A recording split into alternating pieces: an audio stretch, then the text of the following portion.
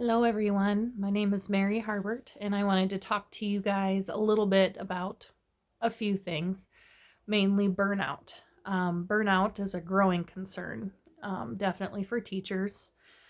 But burnout is a state of physical and mental and emotional exhaustion from chronic stress. So, this is not healthy stress.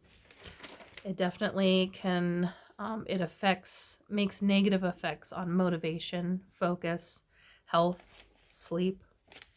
Um, But if we're experiencing this, we can't really be our best selves for our students. But burnout is common, but it shouldn't be the normal. But it can lead to being absent, high turnovers. It affects your teaching and interactions with your students. But we do need to remember that everybody handles stress in a different way.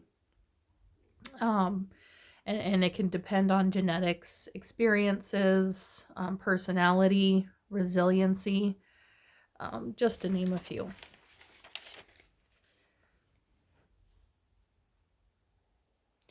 So, for my personal story, I started in early childhood care as a preschool teacher for 4 and 5 year olds.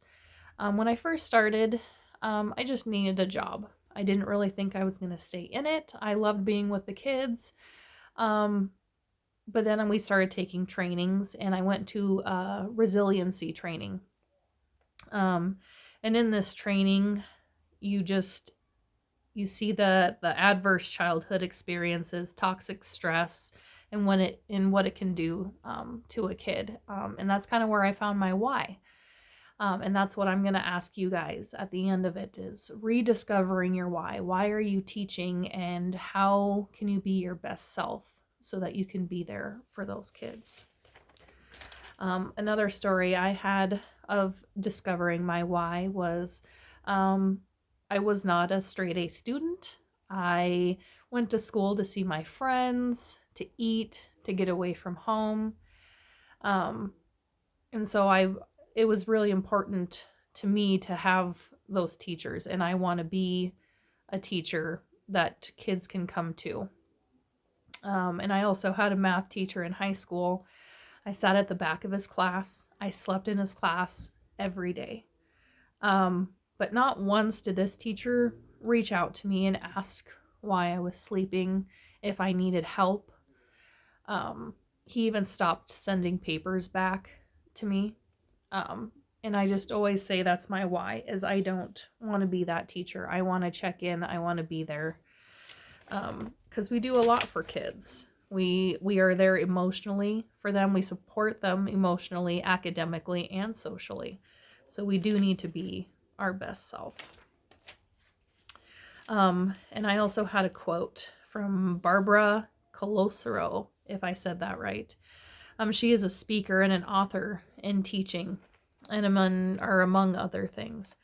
But she says, if kids come to us from strong, healthy, functioning families, it makes our job easier.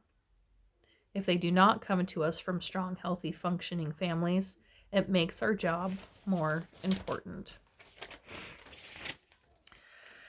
So, some personal changes that I have made. I have tried to be more intentional with my choices, with exercising and eating, hydrating, seeking support from other teachers, friends, family.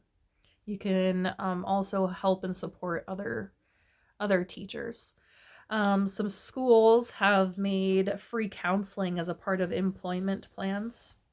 And also, there has been educators and students who have come together to do Wellness Wednesdays or midweek meets to talk and connect. They do activities, talk about struggles.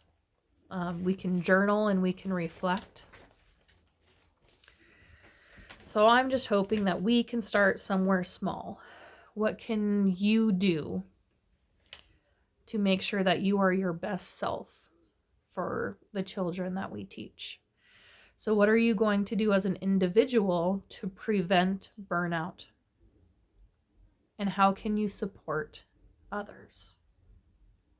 I also want you to think of, what is your why? Why are you here? Why do you want to teach these children? I think having your why is very important because you can go back and remember and reflect why you're here, why you are doing the things you are doing for your self-care so that you can be there for the children and help support other educators. Even if you start small, even if it's journaling once a week, reflecting once a week, maybe go on a walk once a week with a friend, even taking a bath, something simple. Start small, don't overdo it. But I hope we can help get rid of the burnout. Thank you.